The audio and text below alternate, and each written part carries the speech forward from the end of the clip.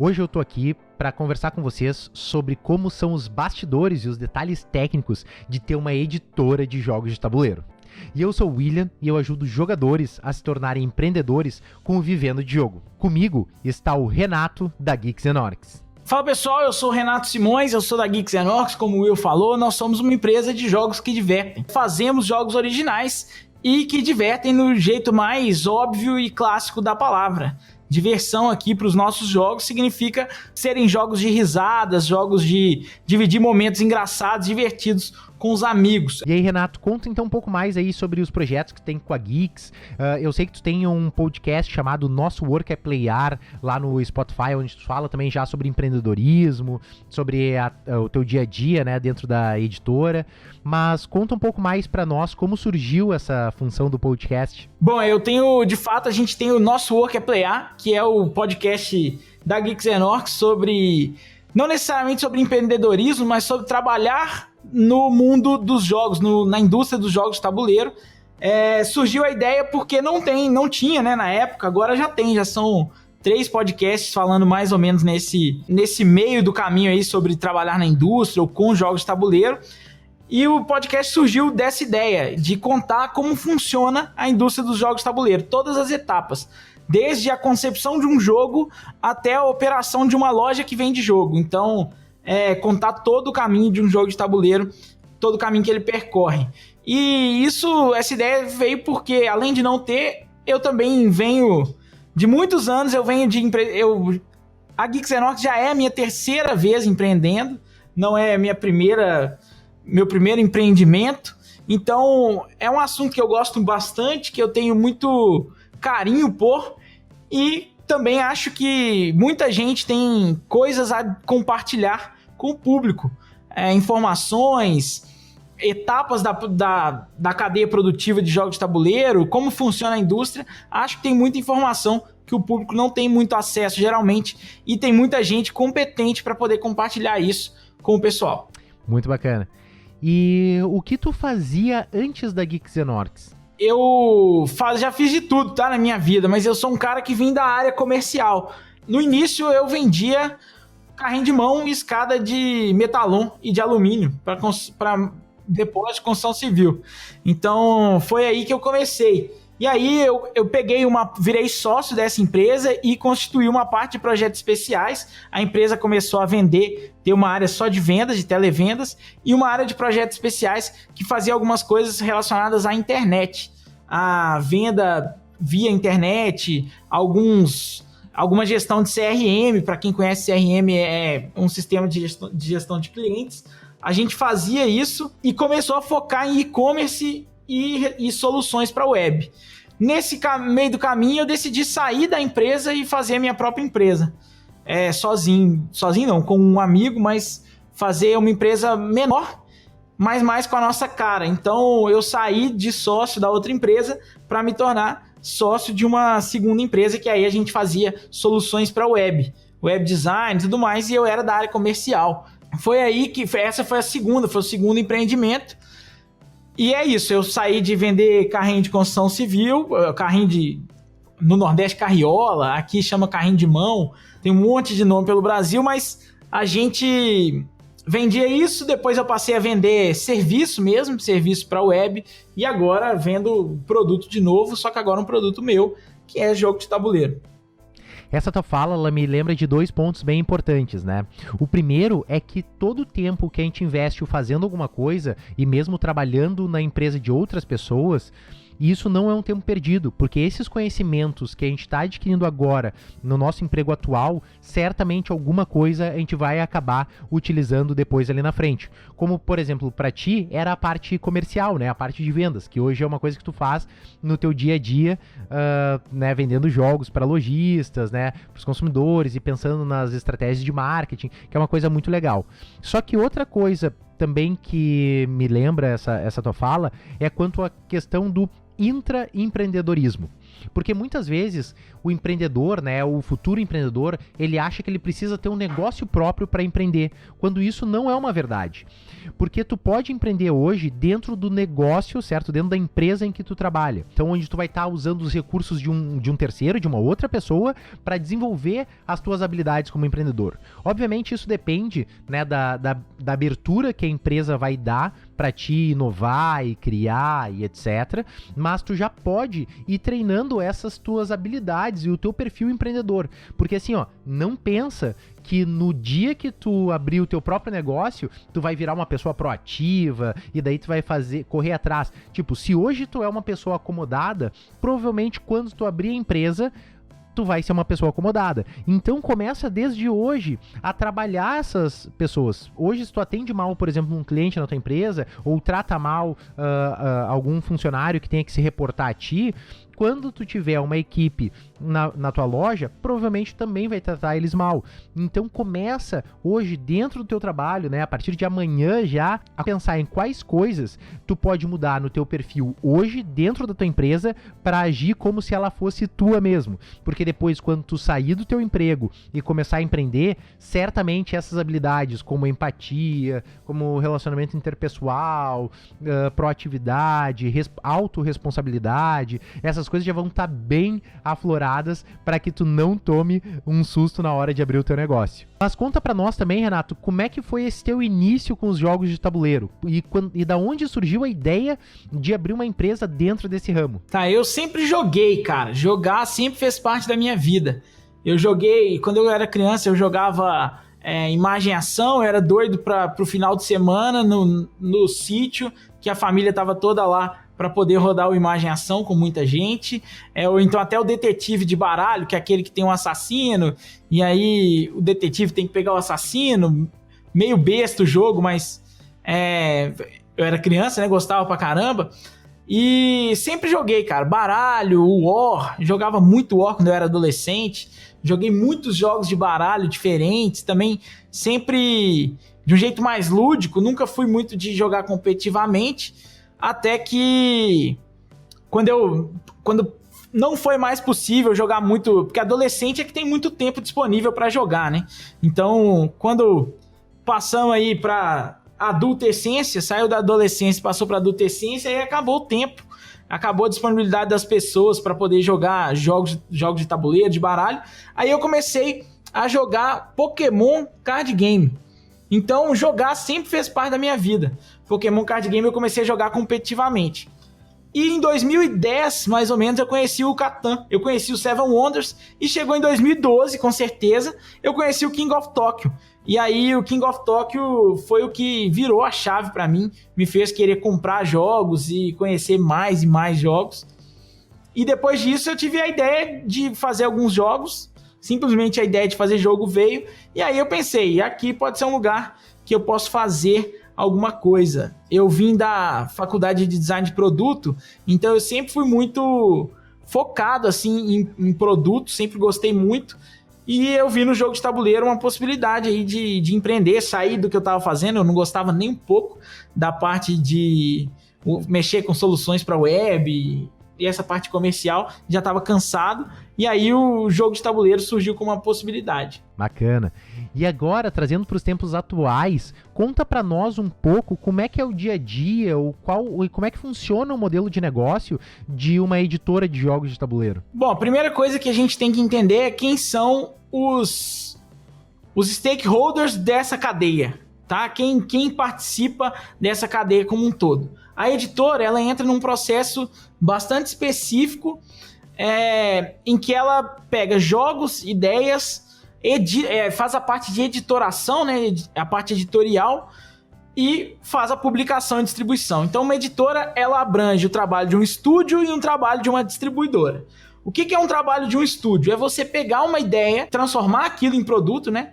E depois produzir e distribuir esse produto. Então a editora, ela faz diversos trabalhos e existem várias funções dentro de uma editora. É claro que se você está começando a empreender, muito provavelmente são várias funções feitas por uma mesma pessoa ou duas pessoas dividem aí as várias funções.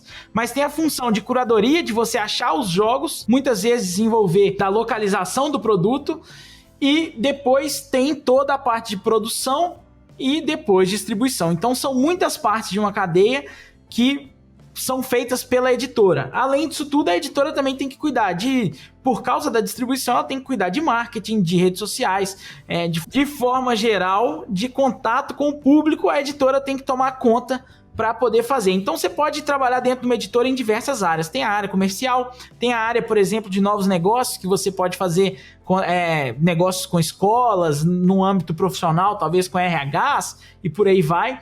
Existe também a possibilidade de você trabalhar como designer gráfico, como redes sociais, como mídia, como CRM, como designer de produto, tem como trabalhar como tradutor e localizador, mas muitos desses trabalhos hoje em dia são feitos por terceiros, né? São terceirizados, porque as editoras no Brasil são muito pequenas. Lá fora não, a gente tem essas possibilidades hoje mais amplas.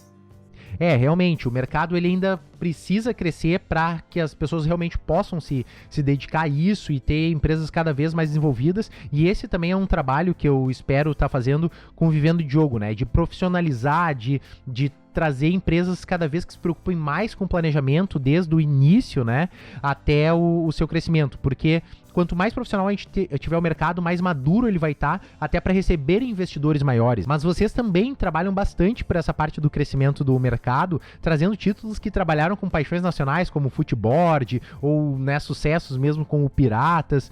E eu queria que tu contasse para nós um pouco sobre como é que tu consegue vender jogos modernos para pessoas que não são do hobby, né? Porque muitas vezes a pessoa tem essa dúvida, né? Como é que eu vou fazer com que novos clientes cheguem ao meu negócio? Só os board gamers vão comprar de mim. Então, como é que tu gera o hype? Tá, isso aí é a pergunta de $1 milhão, né? Você descobrir o caminho para poder esgotar os seus produtos rapidamente é a pergunta que toda editora de qualquer lugar do mundo se faz para poder entrar nesse negócio profissionalmente. Eu vou dizer o seguinte, não é uma coisa hoje que existe, que tem uma receita, mas eu acredito que existe sim uma receita, a gente só não descobriu ela ainda. Ou não tem isso muito claro ainda. Mas eu acho que é um trabalho de estudar o mercado, estudar as formas de mídia que você tem disponíveis para você. Você precisa hoje, para construir uma audiência, você precisa criar identidade com a audiência, então precisa ser uma marca identitária. Seja identitária porque ela está espelhando um rosto de alguém. Então, por exemplo, no caso da Geeks and Orcs, a minha figura é muito forte, porque as pessoas conectam rapidamente a Geeks and Orcs a mim. Mas existem outras formas de se fazer uma marca identitária. Existem os valores da marca que são muito importantes para o público. A marca tem que ser quente, ela não pode ser uma marca morna, ela tem que ter ali um posicionamento importante, um posicionamento que as pessoas consigam se identificar e muitas vezes defender. As pessoas, elas muitas vezes vão em defesa de determinadas marcas. No entanto, criar hype para um produto específico não é uma coisa simples. E não é uma coisa que a gente tem no Brasil um histórico muito grande de sucesso, não. Muitos dos jogos que chegam no Brasil são jogos de fora. E os que têm hype, eles vêm com hype lá de fora para um público já convertido. Um público que já compra jogos de tabuleiro.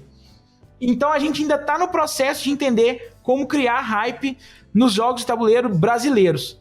Eu acho que existe como, a gente está cada vez mais fazendo melhor isso no Brasil, não a gente Geeks and Orcs necessariamente, mas a gente, editoras brasileiras, né, de forma geral, está criando melhor esse hype e aos poucos a gente vai melhorando essa distribuição desses jogos, esse acesso, alcance dos jogos para pessoas de fora do nicho. Uma das formas que a gente tem mais certas, assim, observa o que foi feito lá fora e às vezes tenta replicar, adapta para a sua realidade, para a realidade do mercado brasileiro e tenta replicar. Isso é uma coisa possível e é uma coisa que faz todo sentido do ponto de vista mercadológico. Sim, sim. E tropicalizar é uma coisa bem importante, né, nesse ponto, porque a gente brinca até que o Brasil nem a NASA explica, né? Então, por exemplo, quando eu comecei a buscar referências para abrir a Lens, né, lá no início, que era um board game café, eu comecei a ir atrás das lojas no Canadá, na Europa, nos Estados Unidos, e o conceito do board game café ele é bem simples, ele é um café com jogo de tabuleiro. Só que no Brasil é muito calor, então, e as pessoas elas têm uma cultura diferente, e a gente precisa adaptar o modelo de negócio que está funcionando lá fora, e que foi onde eu me inspirei, também nas inspirações aqui do Brasil, mas a gente precisa adaptar e trazer algo que se encaixe na nossa realidade, né? Então, por exemplo, dentro da Lens a gente começou com a parte de café, depois a gente migrou para a parte de bar, porque o brasileiro ele gosta, né, de fazer happy hour e essas coisas, comer um petisco e tal, e a gente começou a migrar para essa parte de alimentação. Quando a gente foi, por exemplo, abrir em Recife, o café que funcionava muito bem no sul, em Porto Alegre, Santa Maria e tal, quando chegou em Recife não ia funcionar muito bem porque lá era uma cidade litorânea, de praia. Então a gente teve que criar outros produtos e também se localizar, né? Então a gente vendia lá o bolo de rolo e outras coisas assim, para que a gente pudesse se adaptar àquele contexto. E isso também acontece nos jogos, né? Principalmente em jogo que trabalha muito piada, né? Jogo que é a diferença entre o traduzir e o localizar, né? Então traduzir é só tu traduzir do inglês e o localizar é tu transformar aquela piada com a Oprah numa piada com a Ana Maria Braga, por exemplo, né? Então isso é um negócio muito importante pra gente fazer quando tá partindo de referências externas. E outra coisa que eu queria perguntar pra ti também, que surgiu até no nosso grupo do WhatsApp, que tu pode conferir o link aqui na descrição também pra fazer parte, é sobre a terceira edição do Piratas. Vai sair? Tá, sim, o Pirata já tem uma terceira edição, tá pronta, lançada desde maio, então a gente tem aqui, ó, quem tá vendo o vídeo, tá nesse ponto aqui, uma cópia, aqui outra, já é um jogo lançado, de fato, desde maio. Piratas é o maior sucesso da Geeks and Orcs, até hoje é o primeiro jogo a chegar na sua terceira, não simplesmente edição, mas impressão, porque são coisas diferentes, tá? Quando a gente está falando de nova edição, a gente está falando de um produto diferente. Quando a gente está falando de nova impressão, é simplesmente reestocar o mesmo produto. O Piratas, ele hoje é disparadamente o jogo da Geeks and Orcs com maior alcance aí no Brasil. E o que determina se a gente vai fazer ou não são alguns fatores. Primeiro, a demanda, né? Primeiro fator é você entender se tem demanda, aonde tem demanda. Então, por exemplo, a segunda edição do Piratas, ela mostrou muito pra gente que precisava ter uma terceira. Porque quando chegamos aí em 200 cópias, as 200 cópias acabaram em 2 semanas. Então isso mostra muito fortemente que existe sim uma demanda para uma terceira edição. Outra coisa que eu acho que é um fator relevante é você entender quanto aquele produto é importante para consolidar a sua marca no mercado. Um produto, hoje em dia, um jogo é muito mais famoso por si próprio do que pela editora. Então, o que eu quero dizer com isso? É que hoje em dia as pessoas, elas conhecem o produto, elas conhecem Dixit, elas não relacionam necessariamente o Dixit com a Galápagos Jogos. Elas conhecem Coop, elas não necessariamente relacionam o Coop com a Grok Games. Então, esse tipo de relação, o produto é muito importante para que a marca ganhe identidade. Porque aqui dentro, o Piratas e o Por Favor Não Corte Minha Cabeça são mais conhecidos que a própria Geeks and Orcs. Então, eles são jogos que alcançam mais público do que a gente, simplesmente.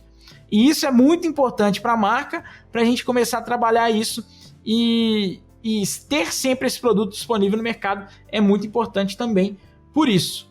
Realmente ainda o consumidor não é muito claro para ele qual jogo é de qual editora, né? Então isso acontece também com mercados novos e tal, até mesmo com novos consumidores, como é o caso de pessoas que sabem que existem filmes de super-herói, mas não sabem se aquele super-herói X é da Marvel ou da DC, né? E mesmo assim é capaz de o Batman ser maior que a DC, o Super-Homem ser maior que a DC, e é capaz também do Mickey ser maior que a Disney.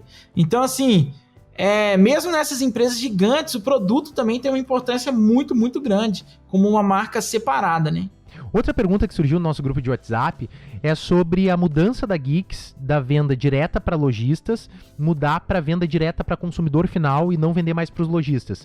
Explica um pouco para nós o porquê da tomada dessa decisão. Bom, a primeira coisa que que eu queria explicar é o seguinte: esse processo é um processo recente da Geeks and Orcs, não é muita gente que sabe que isso se tornou um fato aqui dentro. A gente decidiu reposicionar a empresa em dezembro de 2019. Nós, com planejamento para 2020, estava a transição suave, a suave transição do modelo de negócio de venda para distribuição para um modelo de negócio de venda para o cliente final. Só que coronavírus impediu que qualquer coisa fosse suave, né? Era ou vai ou racha em diversos aspectos, e nós optamos por fazer essa transição de forma muito mais rápida e muito mais brusca. E a gente aproveitou aí o lançamento do Piratas para fazer isso de vez. O que que acontece?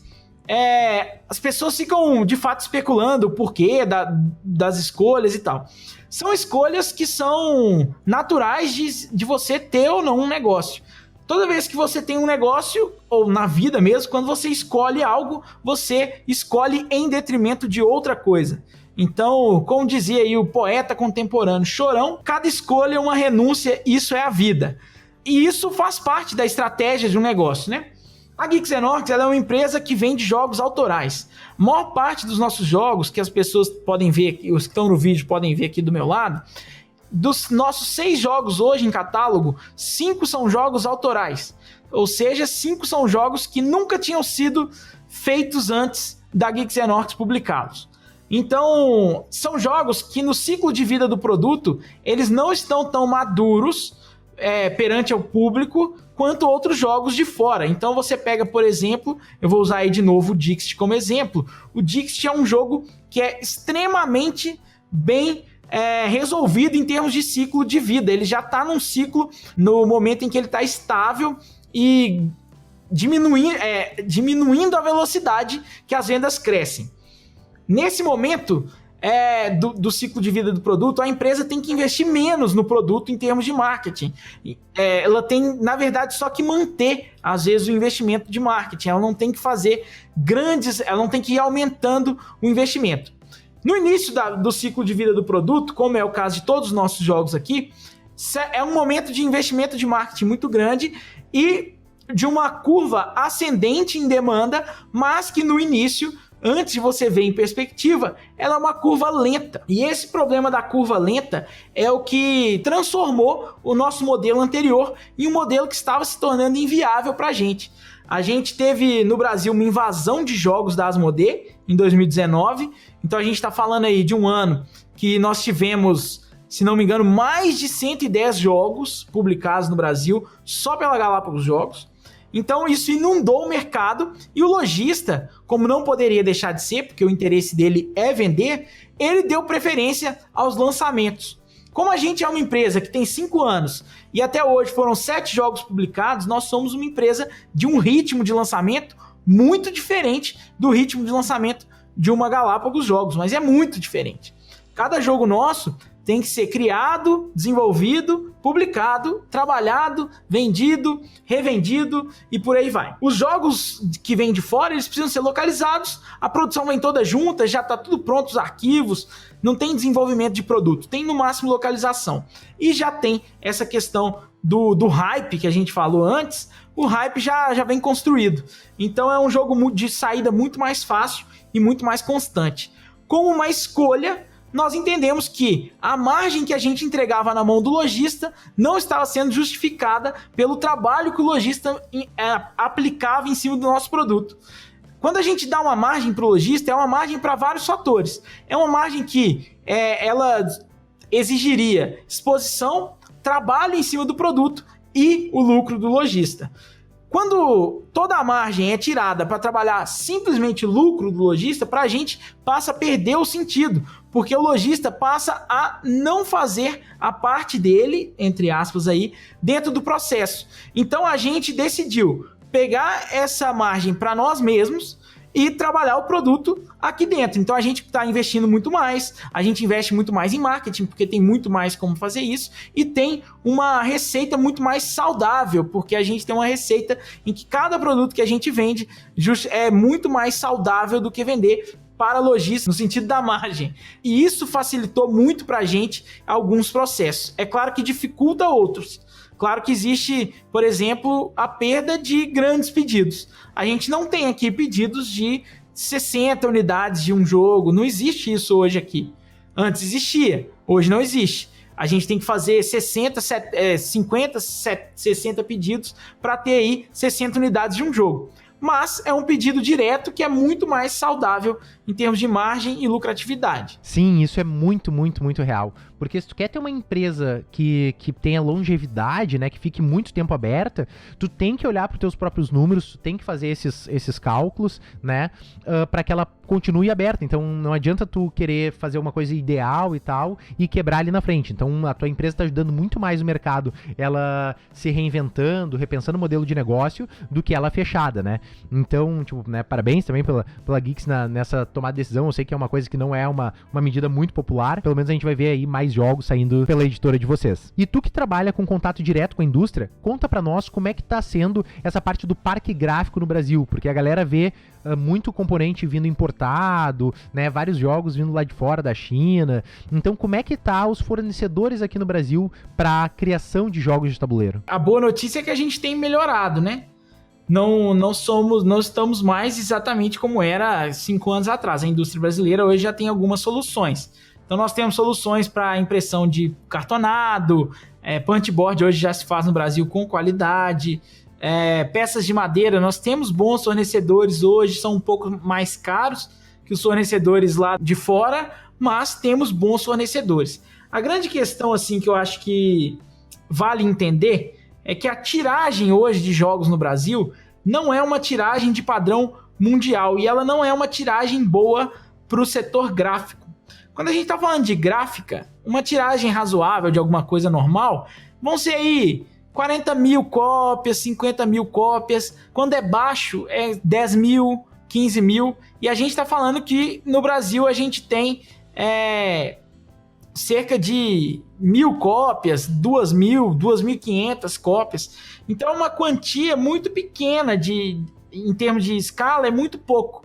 E aí acaba que a gente está num lugar muito ruim, que é o lugar em que a gente nem faz muito, a ponto de a indústria ver isso como uma oportunidade e investir naquilo, e nem faz tão pouco a ponto de ser viável uma produção muito manual e rudimentar.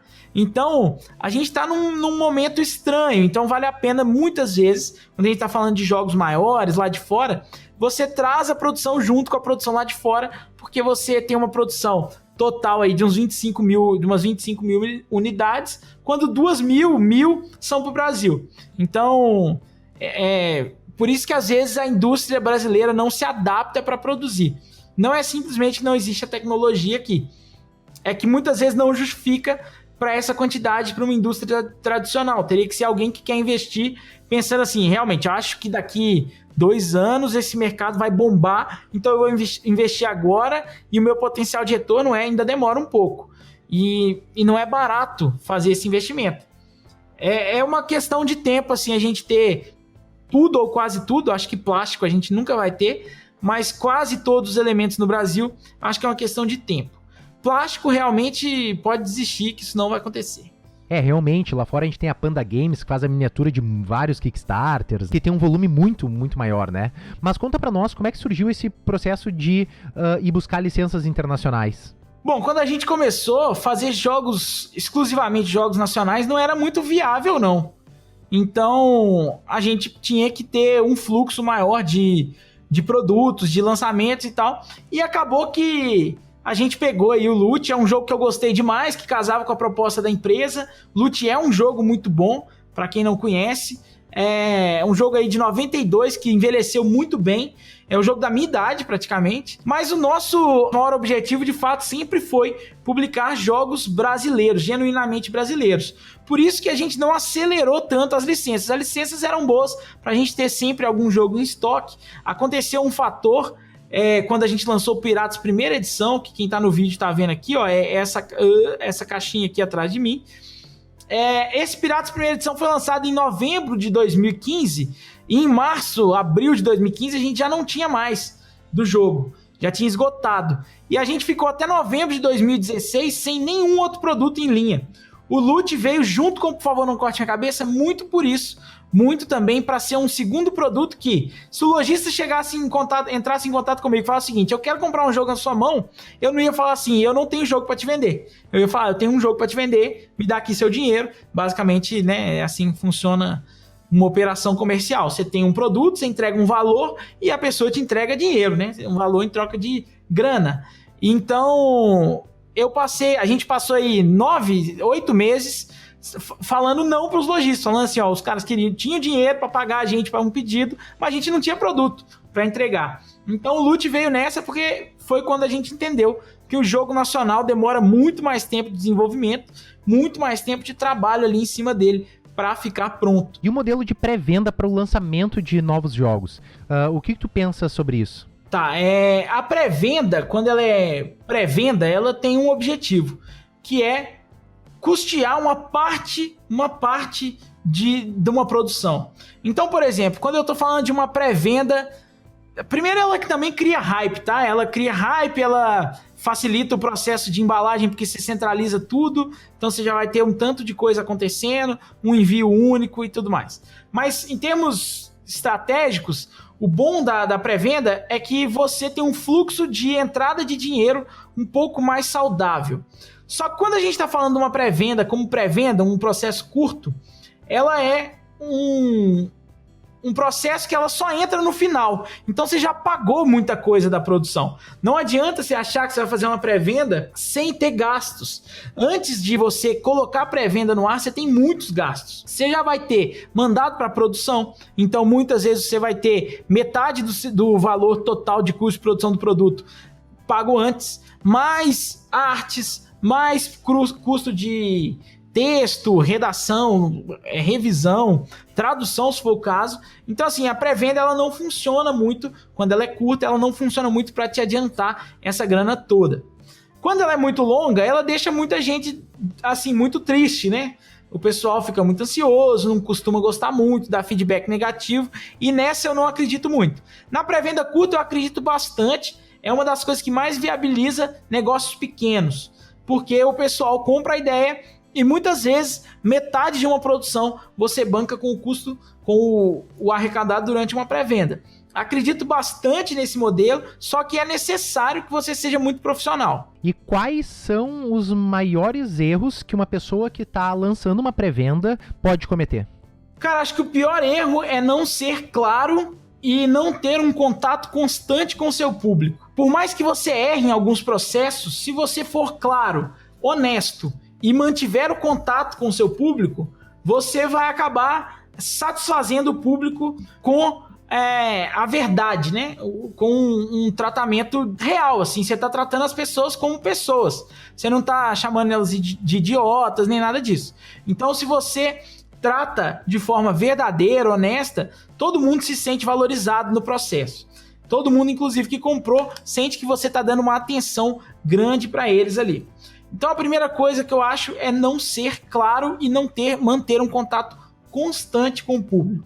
A segunda coisa que eu acho que, principalmente quem faz financiamento coletivo, não entende muito, é a questão de você ter que criar uma base, uma audiência antes de fazer o projeto.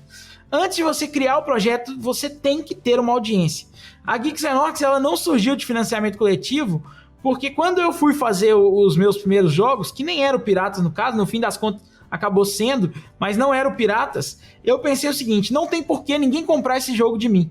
Porque ninguém me conhece, ninguém sabe quem eu sou, ninguém sabe o que eu faço, ninguém sabe se é bom, se é ruim, e as pessoas investiriam dinheiro naquilo. Então a primeira coisa que eu fiz foi, eu tenho que fazer um jogo por conta própria, eu tenho que fazer um jogo da minha grana.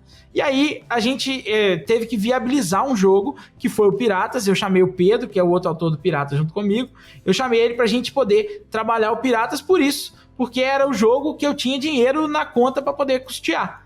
Então, acho que o financiador coletivo tem que entender que ele, até que ele crie uma audiência, ninguém vai apoiar o projeto dele por caridade, porque é uma pessoa muito boazinha. Isso não existe no mercado profissional. A minha última pergunta é sobre a margem, tá? Todo mundo sabe que o lojista ele tem uma margem de 30%, né? Em média, sobre o produto vendido. Mas como é que fica a margem da editora? Porque como a gente não discute muito isso, eu sei que é uma média do mercado, né? De vez em quando a galera pensa assim, mas a editora é a que mais ganha nessa cadeia, os caras estão ficando milionários, né? E etc. Então, conta pra nós assim, qual é, em média, a margem que a editora recebe sobre um jogo vendido? Bom, a primeira coisa que eu posso dizer é que ninguém, por enquanto, ainda não tem no Brasil, quer dizer, até tem, mas tirando os casos muito específicos, ninguém tá ficando milionário por causa de jogo de tabuleiro ainda, no jogo de tabuleiro de nicho, tá? Não é uma coisa que ainda mudou as pessoas elevou elas a um nível social totalmente diferente do que elas tinham antes, tá? Margens de editora variam muito. Uma das coisas mais necessárias para uma editora melhorar a sua margem, melhorar a capacidade dela de ganhar dinheiro em cima de um produto, é ampliar a tiragem, ou então fazer reimpressões principalmente. Quanto mais você dilui os custos iniciais de lançar um produto, que é custo de ilustração, custo de revisão, de tradução e por aí vai, quanto mais você dilui esses custos, maior acaba sendo a margem unitária dos produtos. E quanto mais impressões você fizer, mais você dilui esses custos. As margens não são fixas, não tem tipo, o padrão é 30, 35, depende muito do que a editora quer. A precificação de um produto nesse mercado é a alma do negócio. Você tem que saber precificar o seu produto, porque você tem que saber contra quem você está disputando, você tem que saber que existe, na maior parte dos casos, existe um intermediário que é o lojista e ele também precisa lucrar com aquilo. Então, precificar é muito importante. Vai ter gente que tem uma estrutura de custos alta, que isso impossibilita uma margem grande, e aí tem que tirar no volume, e vai ter gente que tem uma estrutura de custos baixa, que trabalha com uma margem maior e permite, inclusive, mais malabarismos e fazer mais exceções, negociar com empresas de outros setores que precisam de mais margem e por aí vai. Então varia muito, eu diria que varia aí entre 30% e 50% de margem em cada unidade, mas isso numa margem bruta, não margem líquida. Então é bem parecido com o do lojista, não é muito diferente não. Eu já tinha ciência desses números, até porque a gente lançou o Ataque dos Tubarões Vampiros, né? Lá em 2016 também, utilizando as mesmas gráficas que outras grandes editoras utilizavam, até mesmo a Galápagos usava aquela gráfica na época. Mas uma coisa muito importante que a gente tem que pensar é, antes da gente praticar a margem do outro, a gente tem que cuidar muito forte da precificação, né? E pra gente precificar, a gente tem que olhar os nossos números. Então, o primeiro passo pra precificação é esse, é tu pegar, levantar todos os teus custos unitários, os custos para manter a tua empresa aberta, né? Porque é muito importante tu entender que tem uma diferença entre margem de lucro, por exemplo, e markup, né? Enquanto a margem de lucro nunca vai exceder 100%, então se eu pego um produto que é vendido a 100 reais, uma margem de lucro de 50% significa que eu ganhei 50 reais vendendo esse produto.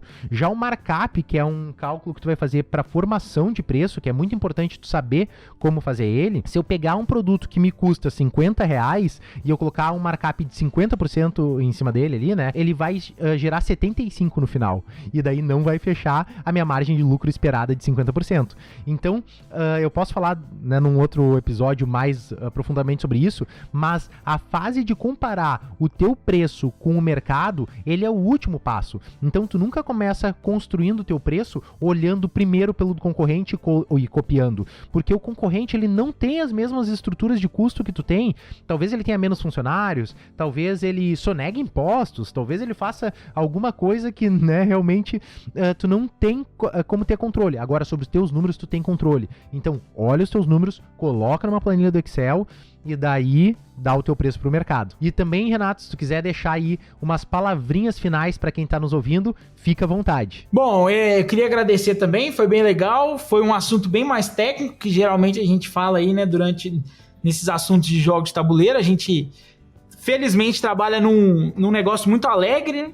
Então, geralmente a gente tá falando mais de diversão. Foi bem técnico, gostei de participar, sempre que precisar chame. E pra galera que tá ouvindo aí, joguem jogos de tabuleiro, apresentem pras pessoas E se você quiser começar um negócio disso, não abra uma loja virtual simplesmente, beleza? Essa é minha dica e compre piratas. Mas eu queria agradecer então também o teu tempo, Renato, né? Foi uma conversa muito bacana, também um conteúdo bem pesado. Acho que a gente falou aí sobre várias coisas que geralmente a galera não fala, né? Quando tá pensando em editora. Foi uma conversa, sim, realmente que eu fiquei bem feliz, até porque tu também já fala bastante sobre empreendedorismo ali no nosso Work é Playar, então não deixem também de seguir a Geeks nas redes sociais e mandar esse episódio para aquele teu sócio, aquela pessoa que tá pensando em empreender junto contigo, para que ela esteja por dentro desses detalhes. Então comenta aqui embaixo qual foi a dica mais importante que tu ouviu nesse episódio. Muito obrigado, pessoal, e eu queria agradecer mais uma vez o tempo do Renato e até a próxima.